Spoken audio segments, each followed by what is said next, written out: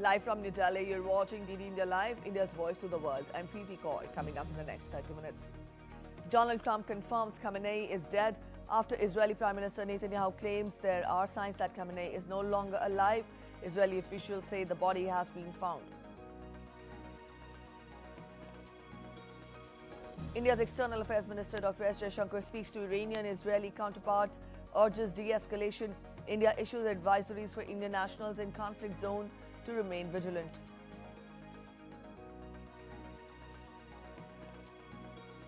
UN Security Council holds emergency meeting on Iran. Europe expresses concern over West Asia escalation. Prime Minister Narendra Modi to inaugurate and dedicate to the nation and lay the foundation stone of various development projects in Puducherry and Tamil Nadu. And in sports, India to take on West Indies in a crucial T20 World Cup Super 8 match at Kolkata's Eden Gardens. Winner to book semi-final spot.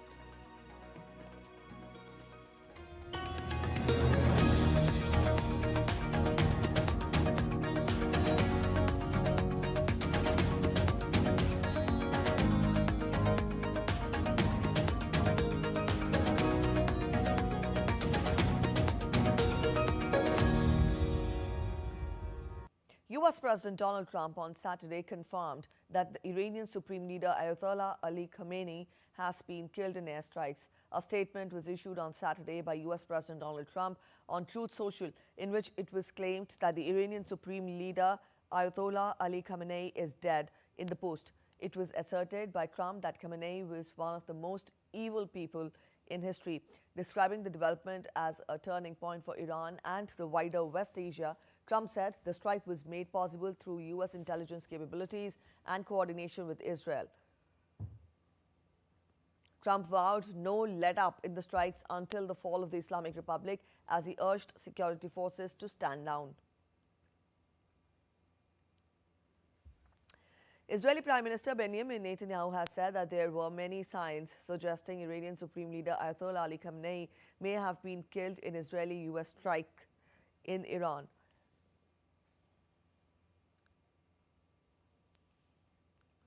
Netanyahu also said that Khamenei's compound has been destroyed and Revolutionary Guard commanders and senior nuclear officials had been destroyed.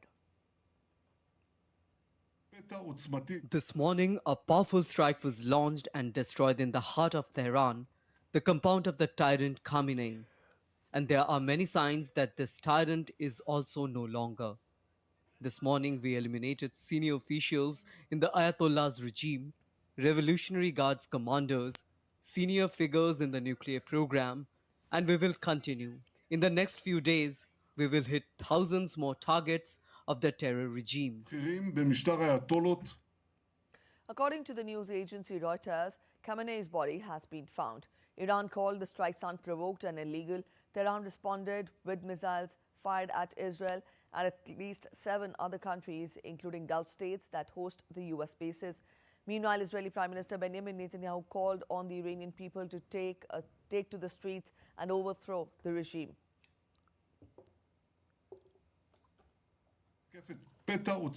We will create the conditions for the brave Iranian people to free themselves from the chains of tyranny. Therefore, I again turn to you, citizens of Iran. Do not miss the opportunity. This is a once in a generation opportunity. Do not sit idly by, because soon your moment will come, the moment when you will be required to go out to the streets in your masses, to go out to the streets to complete the task and overthrow the regime of horrors that is embittering your lives. The US and Israel launched the most ambitious attack on Iran in decades. US President Trump and US Secretary of State Marco Rubio monitored the military operation in Iran from Trump's Mar-a-Lago residence in Palm Beach, Florida. Vice President J.D. Vance monitored the developments from the Situation Room at the White House. The US military has released images showing warships and planes launching strikes during the military operation believed to have killed Iran's supreme leader. Meanwhile, Iran called the strikes unprovoked and illegal. Tehran retaliated with missiles fired at Israel and at least 7 other countries, including Gulf states that host the US bases. The Israeli military said 7 senior Iranian officials, including the head of Iran's Revolutionary Guards, General Mohammad Pakpour, and Ali Shamkhani, senior advisor to Iran's supreme leader, were also killed in the Israeli strikes.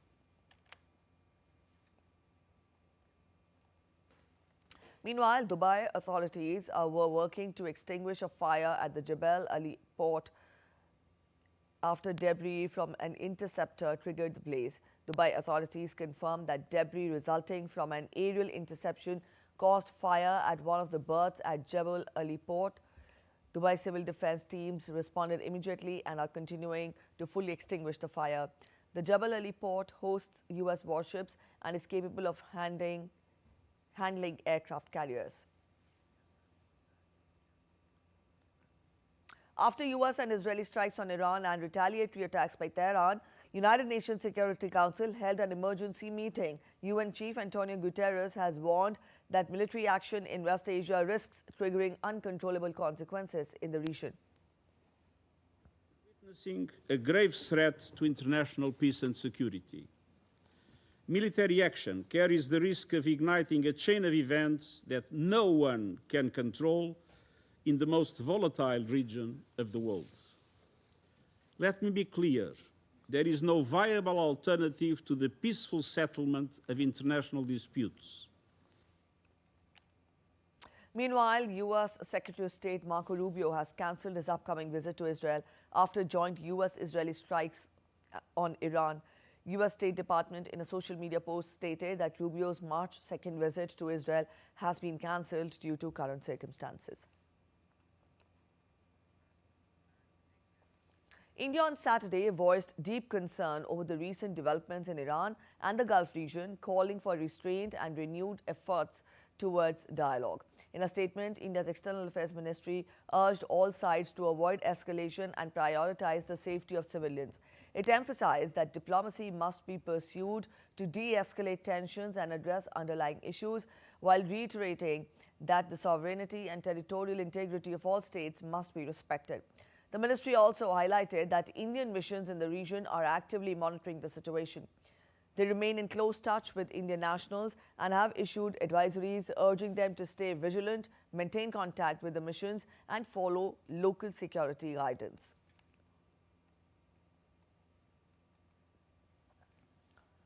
Amid the tense situation in West Asia, India's External Affairs Minister Dr. S. Jaishankar spoke with the foreign ministers of Saudi Arabia, Kuwait, Bahrain and Qatar to discuss the ongoing developments in the region. Dr. Jaishankar also discussed the safety of Indian community in these countries. Flights across West Asia were cancelled on Saturday after United States and Israeli strikes on Iran prompted Tehran and other regional nations to close airspace following Iranian retaliation that disrupted thousands of flights. Iran, Iraq, Israel, Syria, Kuwait, UAE and Qatar announced airspace closures. Aviation analytics company Cirium said that 966 of 4,218 bound flights scheduled to land in West Asian countries were cancelled on Saturday, rising above 1,800 including departures, with 716 out of 4,329 scheduled flights axed on Sunday. Flight tracking website FlightAware reported more than 18,000 flights had been delayed globally and more than 2,350 cancelled worldwide as of 22:30 GMT on Saturday. Major airlines including Emirates, Etihad, Qatar Airways, Delta Airlines, American Airlines, Air India, Lufthansa, Air France and British Airways suspended or cancelled multiple Middle East routes. Due to airspace restrictions over Iran and parts of the Middle East, 410 flights of domestic carriers were also cancelled on 28th of February and 444 flights are expected to be cancelled on 1st of March. DGCA is maintaining close coordination with airlines to ensure full compliance with safety and operational regulations. Passengers are advised to check and confirm their flight status with the respective airlines before proceeding to the airport. Major airports remain on operational alert to manage potential diversions and ensure seamless passenger facilitation. The Ministry's Passenger Assistance Control Room continues to closely monitor passenger concerns and facilitate prompt redressal.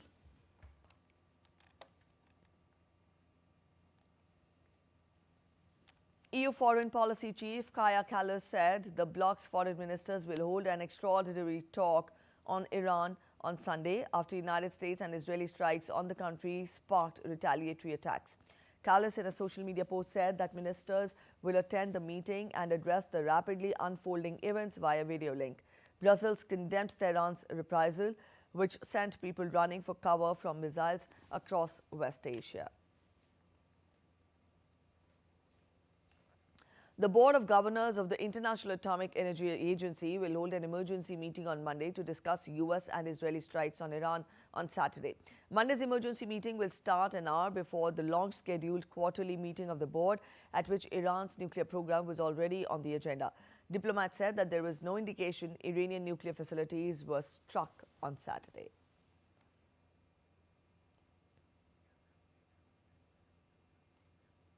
You're watching DD India Live. We're ready for a short break. Stay with us.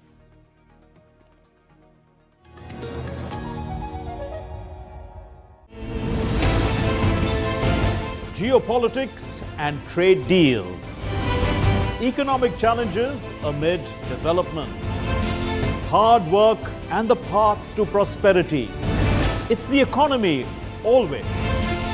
Between walkers, money is what money does and says. Supply creates its own demand. Between the bulls pulls and bears tears. When supply chains globalization and India rises to the podium, we'll get you centered with the economic brief at 8 p.m. every Thursday on DD India. Welcome to DD India, where a billion voices unite, connecting viewers to the stories that matter.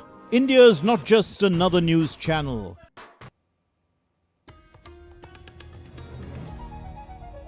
Welcome back after the break. You're watching DD India Live. Prime Minister Narendra Modi will inaugurate, dedicate to the nation and lay the foundation stone of multiple projects aimed at strengthening infrastructure, urban services, industrial development, education, healthcare and sustainable growth in Puducherry. He will also inaugurate several key initiatives, including the launch of e-buses under the PM e-Bus Seva initiative. He will also inaugurate the Composite Engineering Block, Dr. APJ Abdul Kalam Block and Ganga Hostel of National Institute of Technology, Karaikal. This will further strengthen higher education and healthcare infrastructure in the region. Prime Minister will also dedicate to the nation the 750-acre Karasur Sedarapet Industrial Estate, which will house a pharma park, textile park, IT park, state-of-the-art research and development center of IIT Madras and advanced healthcare facilities of JIPMER, thereby providing a major boost to industrial growth and employment generation in the region. Prime Minister will lay the foundation stone of water supply projects to improve drinking water systems and ensure clean and safe water for residents of Puducherry region. Prime Minister will also lay the foundation stone of various projects covering major sectors like urban roads, drainage networks, public buildings, student hostels and sport facilities under the Special Assistance to States for Capital Investment Scheme. Prime Minister will inaugurate, dedicate to the nation and lay the foundation stone and inaugurate infrastructure projects worth over 4,400 crore rupees in Madurai, aimed at enhancing connectivity, improving mobility and accelerating regional economic development. Prime Minister will lay the foundation stone for 4-laning of Marakanam, Puducherry section of NH 332A and the Paramukudi Ramanathapuram section of NH 87. Aligned with the principles of PM Gati Shakti, the corridor will integrate key economic nodes including fishing clusters, a special economic zone, a mega food park and a textile cluster, thereby catalyzing trade, industry and socio-economic development across the region. Prime Minister will inaugurate 8 redeveloped railway stations under the Amrit Bharat Station scheme. To further strengthen broadcasting services in Tamil Nadu, Prime Minister will inaugurate 3 new Akashvani FM relay transmitters in Kumbakonam, Yerracord and Vellore.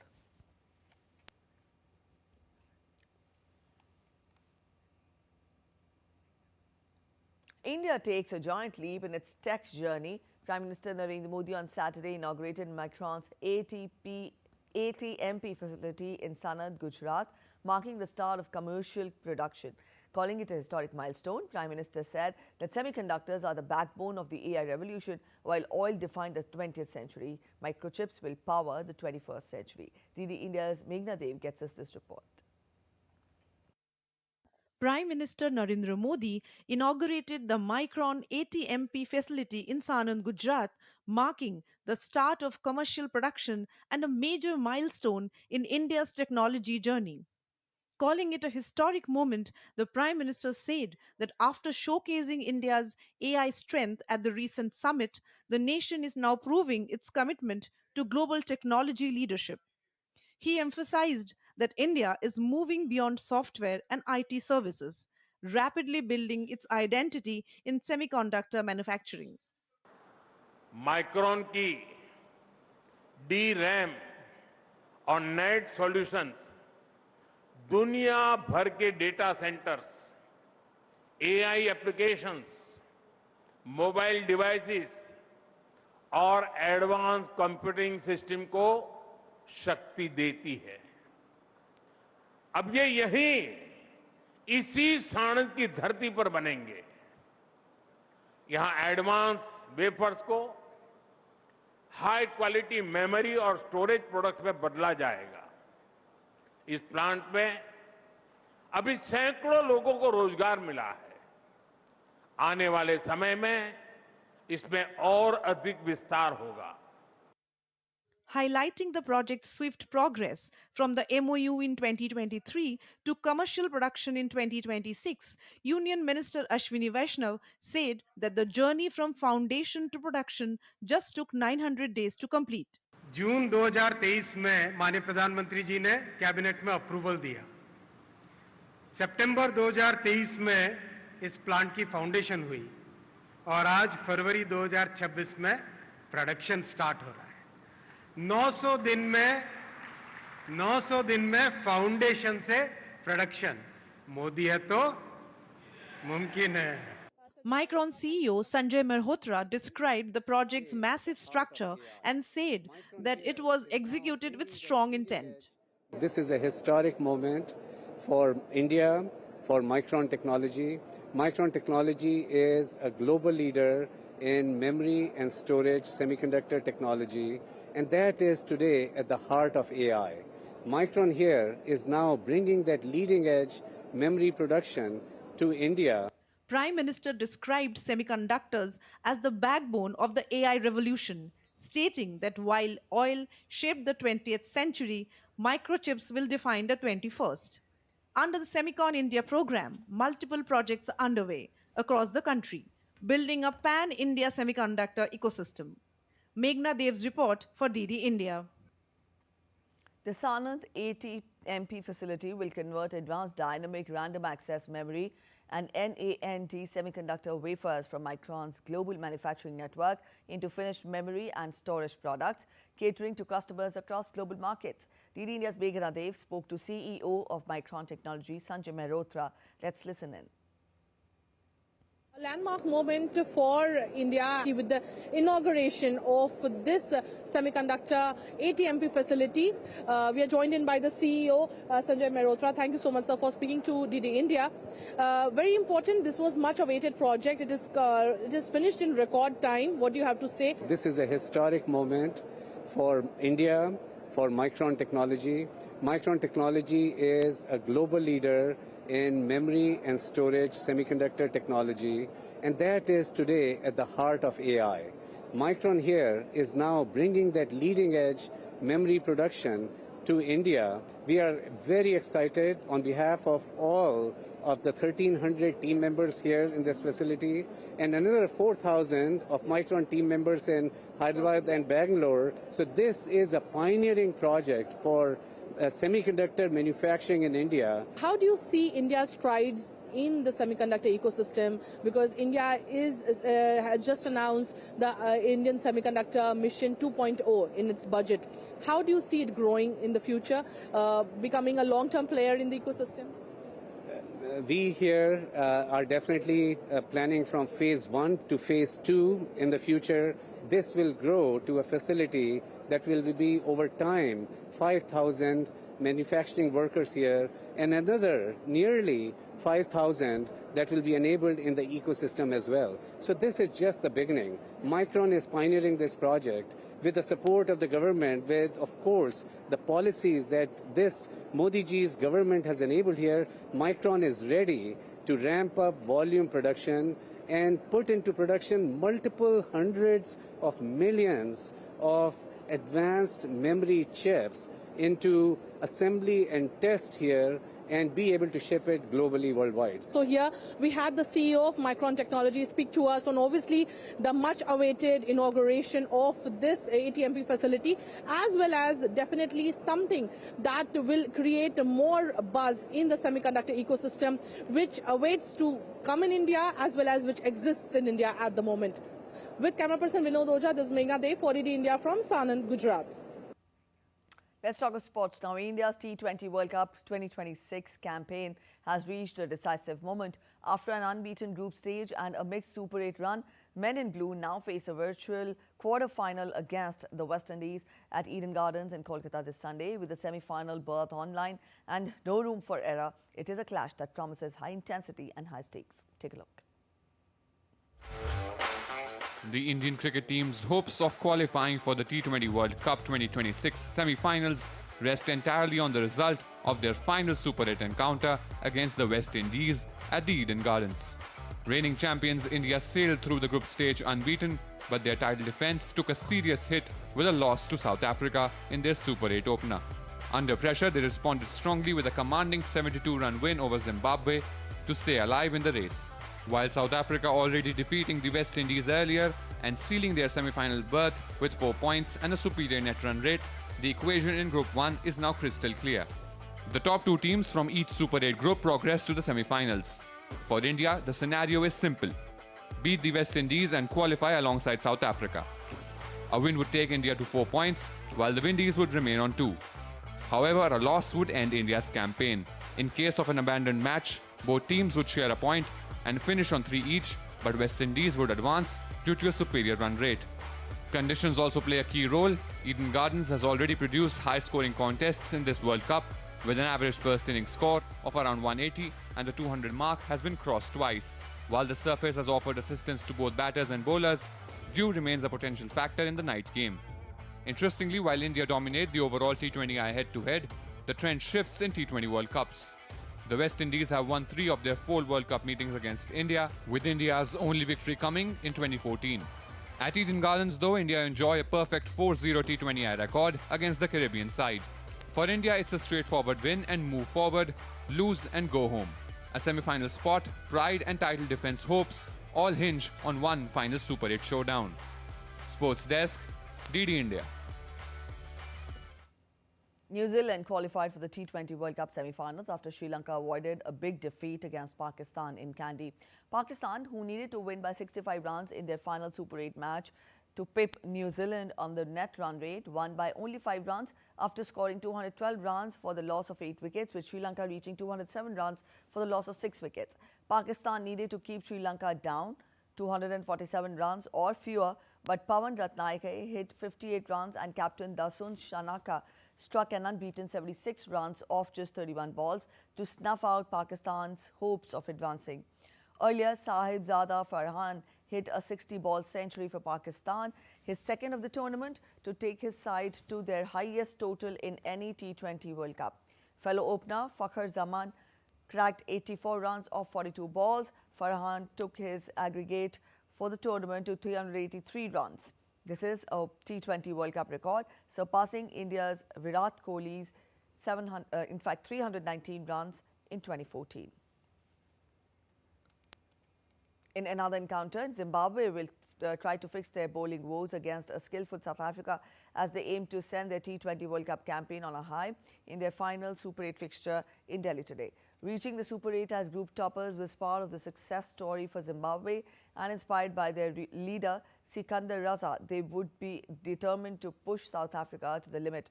Zimbabwe will have to come out with a better bowling performance after conceding more than 250 runs in the previous 2 Super 8 games against West Indies and India. On the other hand, Proteas will strive to continue their unbeaten run with their batters and bowlers in top form. Though it is a dead rubber with South Africa already through to the semi-finals and Zimbabwe eliminated from the race following back-to-back losses.